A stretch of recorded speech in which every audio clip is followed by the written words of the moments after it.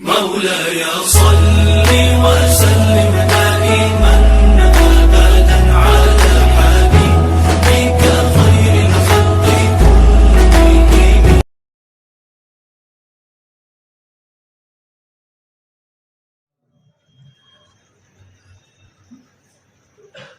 الحمد لله رب العالمين والصلاة والسلام على سيد الأنبياء والمرسلين.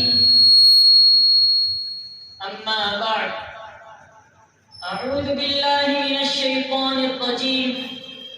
بسم الله الرحمن الرحيم. قال الله تعالى: والذين لا يشهدون الزور وإذا مروا باللغو مروا كراما. وقال النبي صلى الله عليه وسلم: من تشبه بقوم فهو منهم. سامعین کرام، یہ ایک ناقابل انکار حقیقت ہے کہ اس دنیا کے رنگ و بو میں ہمیشہ اس حق و باطل کی کشمکش اور ٹکر رہی ہے. کوئی دور اس سے خالی نہیں ہے. کبھی ارتداد کی ہوا چلی، کبھی شیعت کا طوفان آیا، کبھی صلیبی جنگوں کے تھپیڑے آئے، کبھی تاتاری حملوں نے قصر اسلامی کی بنیادوں کو ہلانا چاہا، کبھی اسود عنسی نے سر ابھارا تو کبھی مسیلمہ کذاب نے.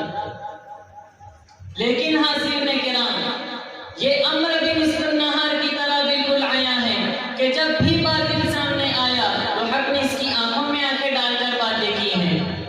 چنانچہ نمرود نے سر اٹھایا تو ابراہیم پیدا ہوئے، فرعون نے جنم لیا تو موسیٰ علیہ السلام نمودار ہوئے. لیکن آج پوری دنیا ایک ایسے مغربی طوفان کے فتنے میں مبتلا ہے جو ماضی کے تمام تر شرور و فتن سے بدرجہ اولا اور خطرناک ہے. فَهِيَ رِدَّةٌ وَلَا أَبَا بَكْرٍ لَهَا. یہ ایک ایسا ارتداد ہے جس کی سرکوبی کے لیے کوئی ابو بکر نظر نہیں آتا. اسلامی تاریخ نے بارہا مختلف شکلوں میں ارتداد کا سامنا کیا، مگر وہ ارتداد جزوی ارتداد تھا. اسی لیے علماء کرام، داعیان اسلام اور اسلامی محاسن کا ذکر کرنے والے قلمکاران میدان ہی میں سربستہ ہو جایا کرتے تھے. لیکن آج جس ارتداد نے سارے عالم اسلام کو اپنے دائرے میں سمیٹ لیا ہے، یہ وہ ارتداد ہے جو سابقہ تمام ارتدادوں سے پھیلنے میں اور سختی میں بڑھ کر، جس سے کوئی ملک نہیں بچا بلکہ جس سے کوئی خاندان نہیں بچا. یہ ارتداد ہے مغرب پرستی کا جو خرمن اسلام پر کوہ آتش فشاں بن کر ٹوٹا ہے، جس نے دور حاضر کے اندر ہندوستان میں اسلامی تہذیب و ثقافت کو اور اسلامی معاشرے کو جڑ سے اکھاڑ پھینکنے کی کوشش کی ہے اور برق آسمانی کی طرف گلشن اسلام کو تاخت و تاراج کر دینا چاہتا ہے. یہ ان یہودیوں کی ایجاد ہے جنہوں نے دین کی بنیادوں کا انکار کیا، غیب کا انکار کیا، وحی کا انکار کیا، آسمانی شریعتوں کا انکار کیا، نبوت کا انکار کیا، یہاں تک کہ ہندوستان کے نام نہاد رجال کو خرید کر نبوت کا دعویٰ کروایا، خدائی کا دعویٰ کروایا، غلط عقائد کا دعویٰ کروایا. اور اسی پر بس نہیں بلکہ اہل سنت والجماعت کو چھوڑ کر تمام فرقے اور سوسائٹیاں انہی کی ایجاد ہیں. اور تاریخ کے مطالعے سے یہ بات بھی کھل کر عیاں ہو جاتی ہے کہ آج بڑھتی ہوئی بدعت کی فراوانی انہی کے نظریات و عقائد سے ماخوذ ہے.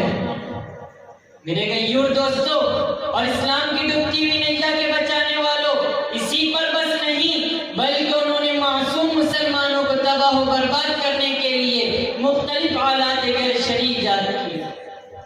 وہ ریڈیو ہو یا ٹی وی، سینما ہو یا میوزک، وی سی آر ہو یا فلمی گانے، قتل غارت گیری ہو یا زناکاری، سود خوری ہو یا جوا سٹے بازی، غرض اس طرح کی سبھی فحش کاریوں کو عام فہم کر دیے.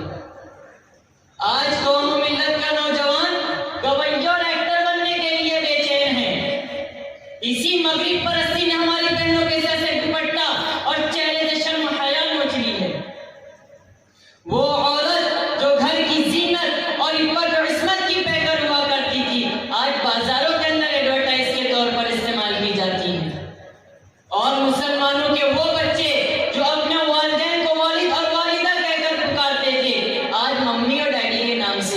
جاتے ہیں. ماں ہو یا باپ، بھائی ہو یا بہن، محرم ہو یا غیر محرم، سبھی کے لیے آئی لو یو فخریہ طور پر استعمال کیا جاتا ہے. کسی کی کوئی تمیز نہیں، کسی کا کوئی ادب نہیں. افسوس تو یہ ہے کہ مسلمان یورپ کی تقلید میں بے ٹکٹی بھاگ رہا ہے. یورپ سے ایجاد ہونے والی ہر برائی کو آسمانی تحفہ سمجھ کر قبول کر رہا ہے. آج دور حاضر کے نام نہاد مسلمان باقاعدہ اپنی بہو بیٹیوں کو رقص کی تعلیم دلاتے ہیں اور اپنے بے ضمیر مہمانوں کے سامنے اپنی بیویوں کو ڈانس کرنے کا حکم دیتے ہیں اور بڑے فخر سے کہلواتے ہیں کہ آپ کی بیٹی نے کتنی ترقی کر لی. میرے دوستوں اور بزرگوں، معاشرہ تباہ ہو رہا ہے تو ہوتا رہے، نسل گمراہ ہوتی ہے تو ہوتی رہے، اللہ اس کا رسول خفا و ناراض ہوتا ہے تو ہوتا رہے. لیکن سوال کرنے پر جواب بڑے فخر سے ملتا ہے کہ یہ رقص سرور تو ہمارا آئیڈیل ہے، جبکہ ہمارا آئیڈیل تو وہ ہونا چاہیے تھا جو اللہ اور اس کے رسول صلی اللہ علیہ وسلم کی چاہت تھی. میرے دوستوں، اب اسلام کی شکل و صورت کو بعینی ہی باقی رکھنے کے لیے ہم پر یہ فریضہ عائد ہوتا ہے کہ ہم اپنے دن و رات کے تمام مشوروں اور محاسبوں کا اولین مقصد بڑھتی ہوئی بد کرداری، فحاشی اور بددینی کے خاتمے کو بنائیں اور اسلامی معاشرے کو مغرب کی دی ہوئی لعنت سے بچائیں اور اپنے معاشرے میں اسلامی تہذیب و ثقافت کو قائم کریں. اللہ تعالی ہم سب کو اپنے حکم کی فرما برداری اور اس کے رسول صلی اللہ علیہ وسلم کے طریقوں پر عمل فہم کی توفیق عطا فرمائے. آمین. وآخر دعوانا الحمد للہ رب العالمین.